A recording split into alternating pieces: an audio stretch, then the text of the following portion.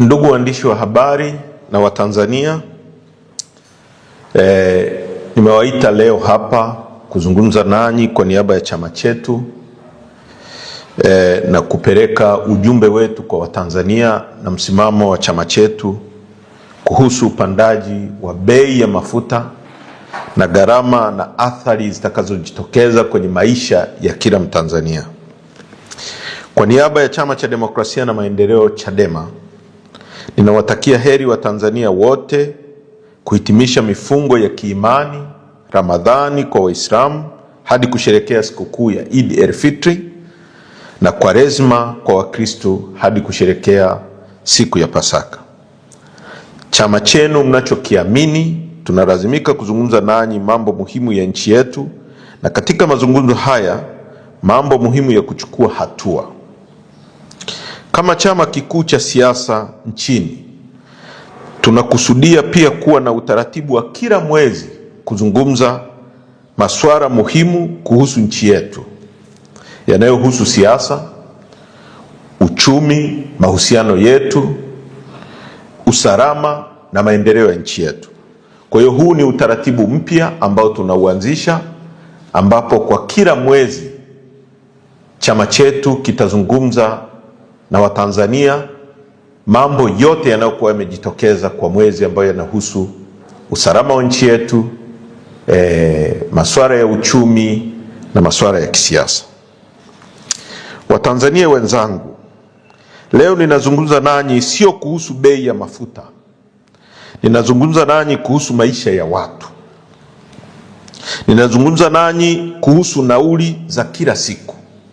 Ninazungumza kuhusu unga, mchele, samaki, mboga, maziwa, mayai na bidhaa muhimu mezani kwa mwananchi. Ninazungumza kuhusu mamalishe anayenunua bidhaa asubuhi na kuuza jioni. Ninazungumza kuhusu mfanyakazi anayelazimika kupanda daradara kila siku kwenda na kurudi kazini kwa mshahara ule ule ambao hujapanda.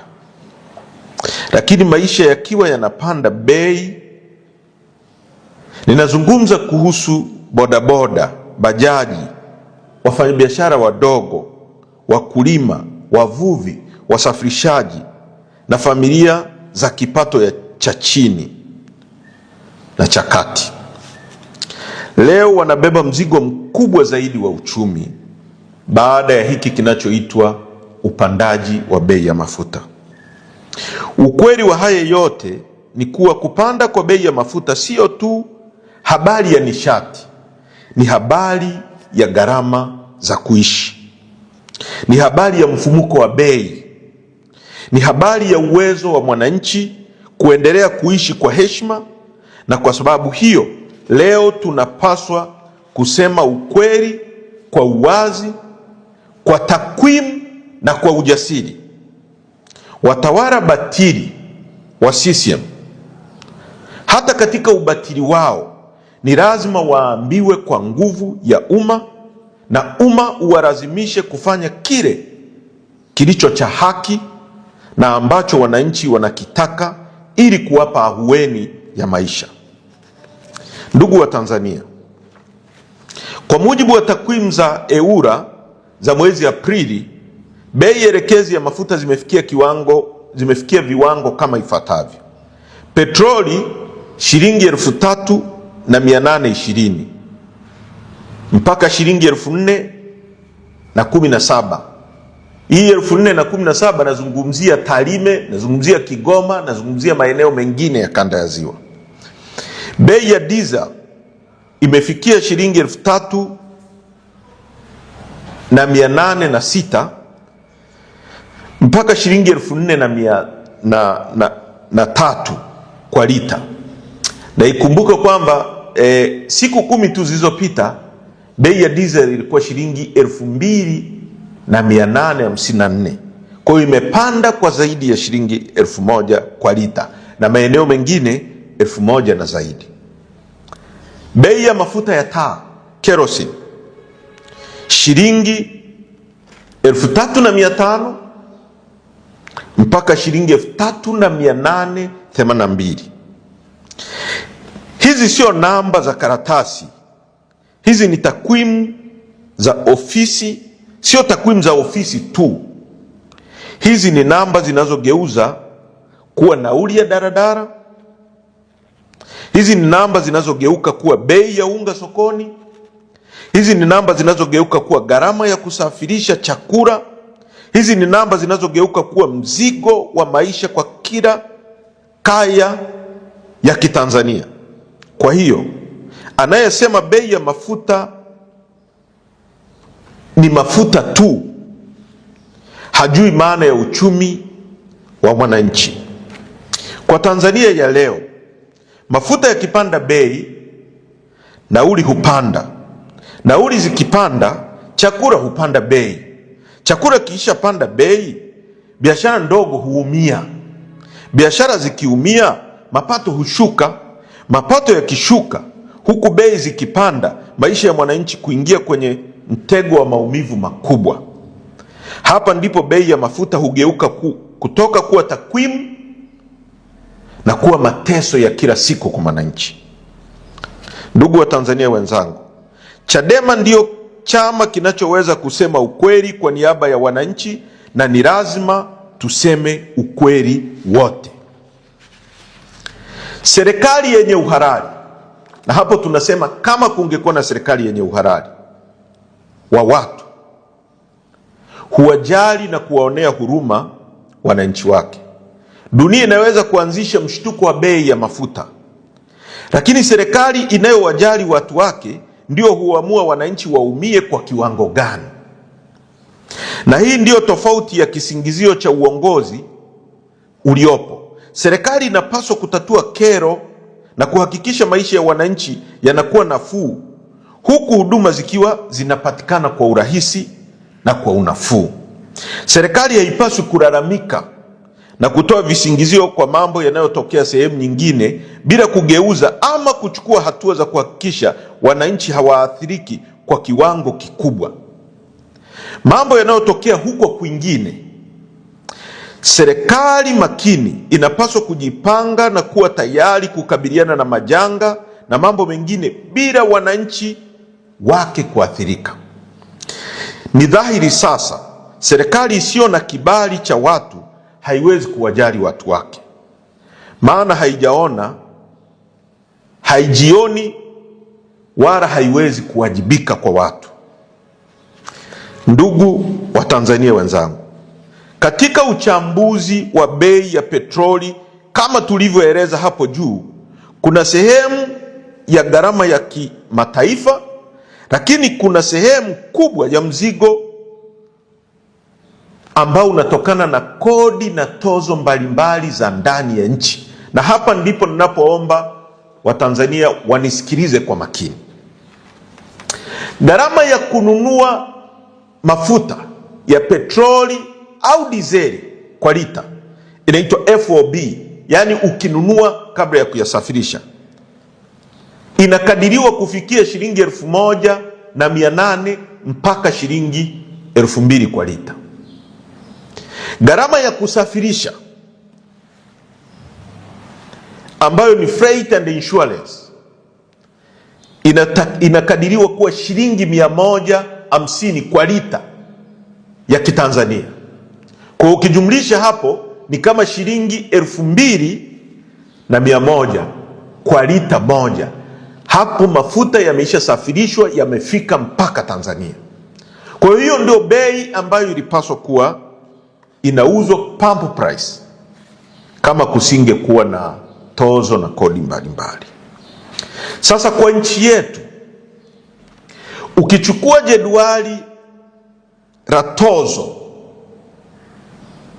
na ushuru mbalimbali na kodi, zinakadiriwa kufikia 16. Kwa mfano, petroleum levy kuna takriban shilingi 400. Ushuru wa bidhaa, yani excise duty, takriban shilingi petroleum levy ni shilingi 300. Ushuru wa bidhaa, yani excise duty, kuna shilingi 400. Fuel levy takriban shilingi 500. OMC margin shilingi 300. Retail margin shilingi 170. Hapo kuna kodi zinaitwa demurrage, kuna railway levy na kodi nyingi rukuki ambazo zinawekwa kwenye kila lita moja ya mafuta. Lakini uchambuzi wa kina unaonyesha jambo moja la msingi kabisa. Kila shilingi 100 anayolipa mwananchi kwenye mafuta, takriban shilingi 31 ni tozo, ushuru na levi za ndani. Kwa tukienda kununua mafuta kwenye kituo cha mafuta, tukitoa shilingi 3,800 kwenye kila shilingi 100 uliotoa kwenye hiyo shilingi 3,000, kuna shilingi 31 ambazo ni tozo na kodi mbalimbali. Hiyo ina maana kwamba takribani 31% ya bei ya mwisho ya mafuta ni mzigo wa kodi na tozo ambazo zinachukuliwa na serikali. Na sio hilo tu, uchambuzi pia unaonyesha kuwa sehemu ya gharama zisizo za kodi, yani miundombinu ya ndani ya usambazaji, yani visivyo vya kikodi, ni takribani 4%. Kwa hiyo ukijumlisha ile 31% na 4%, kwa kuna karibia 35% ambazo zinachukuliwa kwenye haya mambo ya logistic, usafiri wa ndani na tozo mbalimbali. Kwa lugha rahisi kabisa, mzigo mkubwa unaoweza kujadiliwa kisera hauko kwenye usafirishaji peke yake, au gharama kwenye soko la kimataifa, au kupanda kwa gharama za bima na meli. Mzigo mkubwa uko kwenye eneo la kodi na tozo za ndani. Na hapa ndipo mjadala wa kitaifa unapaswa kuwa na watu wazima wa takwimu na uwajibikaji, kwa sababu kama 31% ya bei ya mwisho ni mzigo wa kodi, basi mamlaka haiwezi kujificha nyuma ya hoja ya kwamba tatizo lolote duniani. Hapana. Dunia inaweza kuleta mshituko, lakini ndani ya bei hiyo mamlaka inachangia kwa kiasi kikubwa kupanda kwa bei. Na hapa kuna ukweli mwingine wa muhimu sana wa kisera. Iwapo mamlaka ingepunguza mzigo wa kodi na tozo japo kwa 10% tu, bei ya mwisho ya mafuta ingeweza kushuka kwa takriban shilingi 382 kwa lita. Sasa fikiria maana yake kwa uchumi wa mwananchi. Leo kila mtu, bunge dhalimu lisilokuwa na ridhaa ya wananchi, lililopaswa kusemea wananchi na kuwatetea wananchi kwenye masuala haya, linasingizia vita ya Mashariki ya Kati, vita ya Irani na Marekani na upande mwingine Israeli, kwamba ndio vimesababisha upandaji wa mafuta. Na inasikitisha sana. Lakini ukweli wa kisera kama nilivyosema unaonyesha kwamba tozo na kodi ni nyingi mno kwenye kila lita moja ya mafuta, ambazo inasababisha mwananchi kupata mzigo huu. Sasa fikiria maana yake kwa uchumi wa mwananchi. Shilingi 382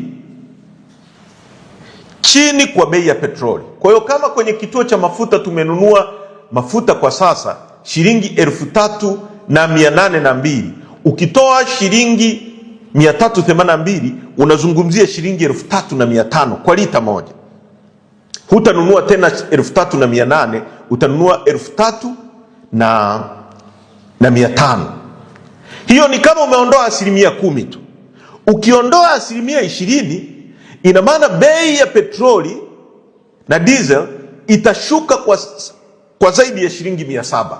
Kwa hiyo kwenye kituo cha mafuta tutanunua diesel kwa shilingi 3,100 badala ya shilingi 3,800 tunayonunua sasa.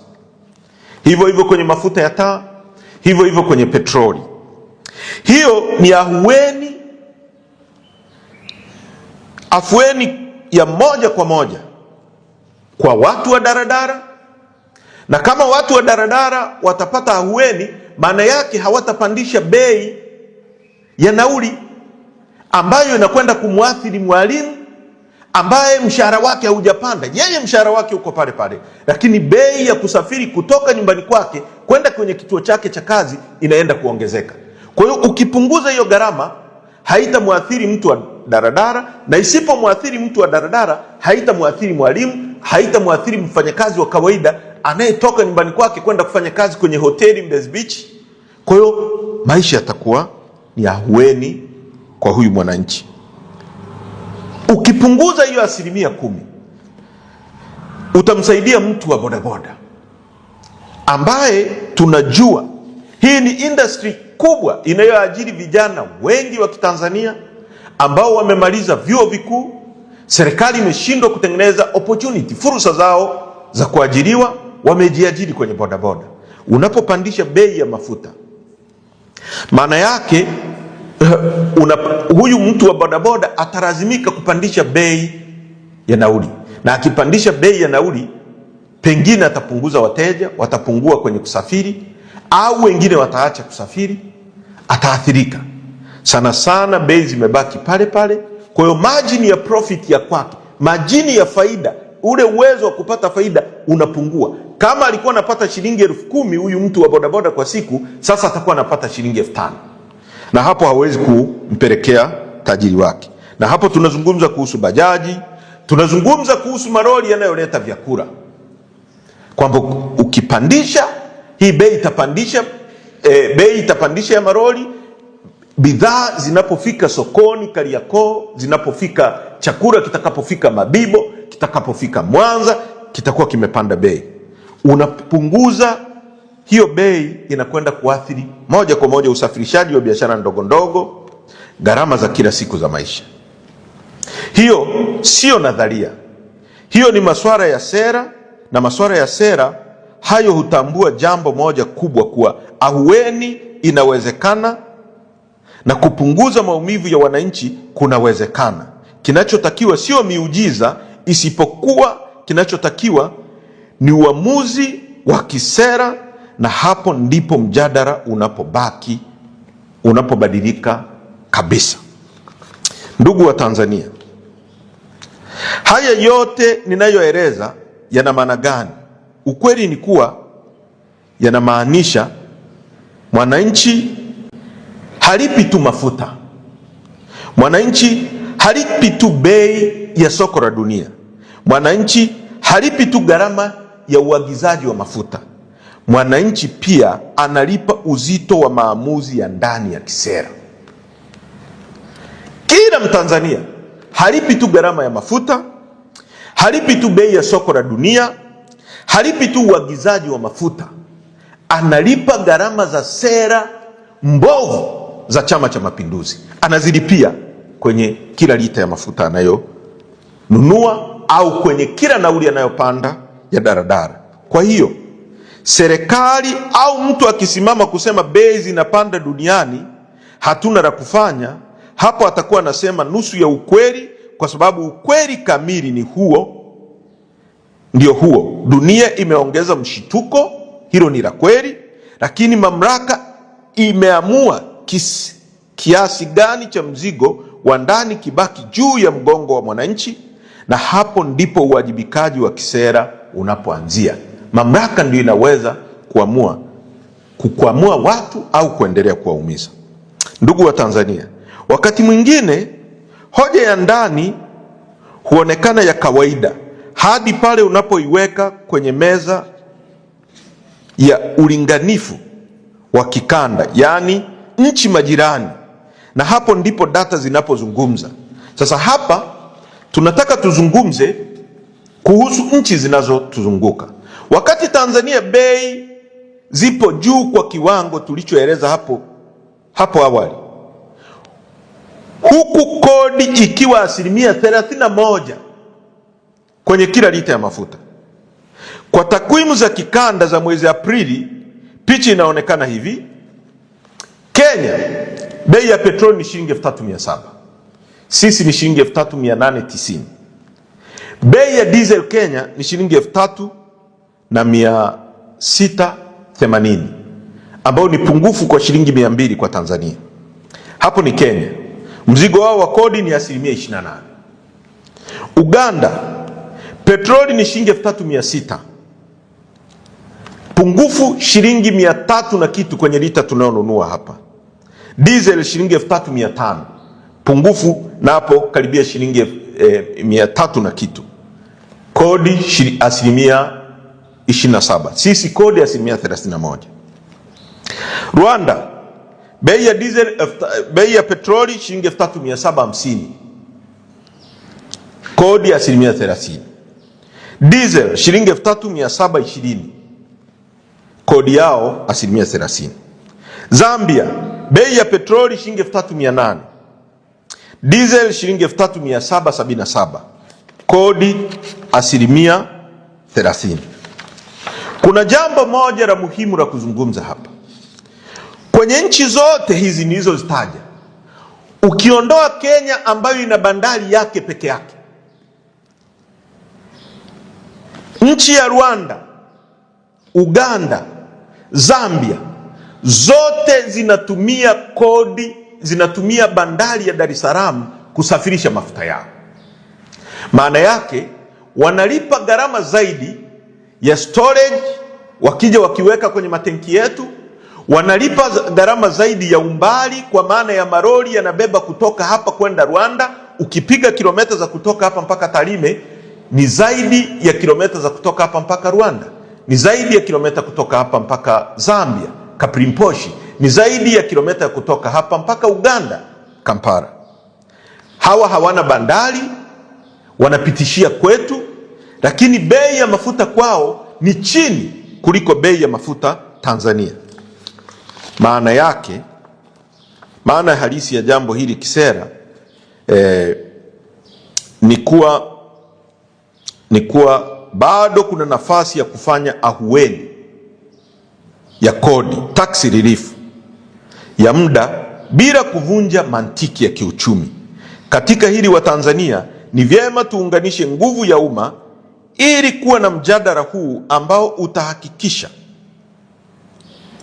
utatufikisha kwenye kupunguza maumivu haya ambayo hatuna sababu yoyote ya kuyavumilia.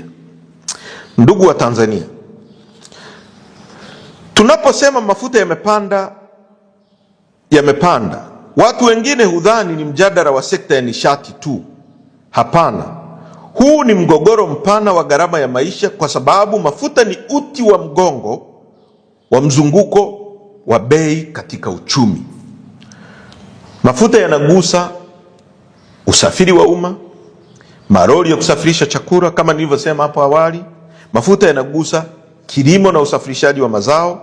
Mafuta yanagusa uvuvi, kwa sababu boti zote zinazoingia ziwani na baharini zinatumia mafuta. Mashine na generator, biashara ndogo kama vinyozi wanaonyoa kwa kutumia generator. Yanagusa usagaji kwa vijijini ambapo hakuna umeme, watu wanasaga kwa kutumia mafuta. Ujenzi na vifaa vya ujenzi, mafuta yanagusa. Usafirishaji wa dawa muhimu, dawa zote tunazotumia binadamu, mafuta ndio yanatumika kusafirisha. Mzunguko wa bidhaa kutoka bandarini hadi sokoni. Kwa hiyo mafuta yakipanda bei, daradara huanza kubeba shinikizo, maroli huanza kuongeza gharama, wafanyabiashara huanza kurekebisha bei, masoko ya ujumla huanza kupandisha bei, wachuzi, yani watu wanaouza kwa retails, reja huongeza wigo wa faida, yani margin, kwa hofu ya mshtuko unaofuata. Wananchi hujikuta wanalipa gharama kubwa zaidi kwa kila siku. Kwa lugha ya uchumi, hii ndio tunaita cost push inflation shock. Yani ni hali ambayo bei ya mafuta ikipanda, halafu kila kitu kingine kinaanza kupanda kwa sababu ya mafuta hayo. Jambo hili linahitaji kama nchi kuwa waangalifu sana, kwa sababu hata kwenye ripoti, vichwa vya habari vinaweza kuonekana imekaa sawa, wananchi bado wanaweza kuumia Mwananchi wa kawaida haishi kwa vichwa vya habari vya magazeti. Mwananchi wa kawaida wala majadwali ya takwimu. Mwananchi wa kawaida anaishi kwa hali halisi. Ndugu wa Tanzania, katika kila mgogoro wa kiuchumi kuna swali moja la msingi sana: nani anabeba mzigo? Hilo tumeshalieleza kwa undani zaidi kwamba mwananchi ndio anabeba mzigo. Tutakumbuka Katibu Mkuu wa Wizara ya Nishati anaitwa Bwana Mataragio alitoka na akawaambia Watanzania kwamba bado tuna hifadhi ya mafuta ya kutumia kwa miezi mitatu. Na kama mnavyokumbuka, tangu baada ya vita ya Uganda na Tanzania miaka ya 79, Mwalimu Nyerere alijenga matenki ya kuhifadhia mafuta ya Tipa, baada ya kujifunza kwamba kunaweza kutokea dharura na nchi ikaingia kwenye crisis, kwenye matatizo. Mwalimu akajenga matenki ya kuhifadhia mafuta ya Tipa ambayo yako Kigamboni, na matenki haya yamekuwa yakihifadhi mafuta ya ndani ya nchi na mafuta ambayo yanasafirishwa kwenye nchi ambazo zinatumia bandari yetu. Na ndiyo maana Katibu Mkuu wa Wizara ya Nishati alituambia kwamba kuna mafuta ya miezi mitatu. Sasa kama tuna mafuta ya miezi mitatu ambayo huu mgogoro ulipoanza huko yalikuwa tayari yako ndani ya nchi, inakuwaje hayo mafuta yapande bei ghafla kabla ya ingizo la mafuta mapya ambayo yameingia nchini? Lakini vile vile kuna swala ambalo la makatel, watu ambao wamejimilikisha uchumi wa nchi yetu, wanaonunua mafuta na kuagiza mafuta kutoka nje. Kampuni moja, tuna taarifa ambazo tunaendelea kuzifuatilia kwamba kampuni moja ambayo inaubia na watu wakubwa walioko serikalini ndio ilipewa tenda ya kuagiza mafuta peke yake na TPDC, na yenyewe ndio ina control kwa monopoly bei za mafuta na kusababishia Watanzania matatizo makubwa namna hii. Kwa hiyo hitimisho, Chadema tunasema nini na nini tunachotaka kifanyike kwa haraka? Chadema inaamini kuwa watawala dhalimu wameshindwa kuchukua hatua madhubuti kulinda wananchi dhidi ya hatari za soko la kimataifa na mifumo dhaifu ya ndani inayochangia kupanda kwa bei hizi. Kwa hiyo leo, kwa sauti ya uwazi, kwa sauti ya uadilifu, kwa sauti ya uchumi wa mwananchi, tunasema tunazitaka mamlaka zitekeleze, na Watanzania kwa sauti moja tudai haki hii ya maamuzi ya kupata ahueni kwenye mafuta kwa kutaka yafuatayo yafanyike. Moja, kuondoa kodi na tozo zote takribani 18 kwenye mrorongo wa bei ya lita ya mafuta. Jambo hili liendane sambamba na kuweka wazi mfumo wa utaratibu wa uagizaji wa bei ya mafuta katika hali iliyopo sasa nchini. Kwa tunataka tozo na kodi mbalimbali ambazo zinafikia 18 ziondolewe, serikali ziondoe, hii serikali dhalimu, ili kuwapa wananchi ahueni. 2, mamlaka itangaze mara moja mpango wa ahueni wa bei ya mafuta kwa muda, yani temporary fuel relief window ya siku 60 mpaka 90. Tunaitaka mamlaka husika kutoa ruzuku ya muda, yani targeted subsidy, ili kuwalinda wananchi na sekta nyeti kama usafirishaji na kilimo. 3, mamlaka iandae na ilete mpango wa dharura wa kuzuia kupanda kwa bei ya mafuta, yani fuel shock, kugeuka kuwa hatari ya bei ya vyakula, yani food crisis. 4, na mwisho, kwa vile mamlaka ilitoa taarifa kwa Watanzania kuwa nchi ina akiba ndani ya mafuta kwa miezi mitatu mbele, mamlaka ithibiti bei kwa miezi mitatu kwa sababu hayo mafuta yalikuwa tayari yako ndani ya nchi na tunaamini yalikuwa kwenye hifadhi zetu ambayo yamefanywa na bulk procurement, lakini vile vile yamehifadhiwa kwenye matenki ya kwetu ya TIPA. Chadema tunasisitiza kuwa hali hii siyo ya kuvumilika na haiwezi kuvumilika. Ni wajibu wa mamlaka husika kuwalinda wananchi wake kwa vitendo, si kwa maneno. Tumechoka na maneno yao, kila siku wanaongea wanatuimbia. Sisi hatutaki hayo maneno. Wajibu wa mamlaka ni kulinda wananchi. Kupanda bei ya mafuta ya diesel na petroli kwa kiwango cha kuumiza wananchi namna hii si jambo la bahati mbaya, bali ni matokeo ya uzembe, wizi, ufisadi, kama ilivyothibitishwa kwenye ripoti ya mkaguzi na mdhibiti mkuu wa hesabu za serikali, ukosefu wa uwajibikaji na sera mbovu zinazoumiza mwananchi.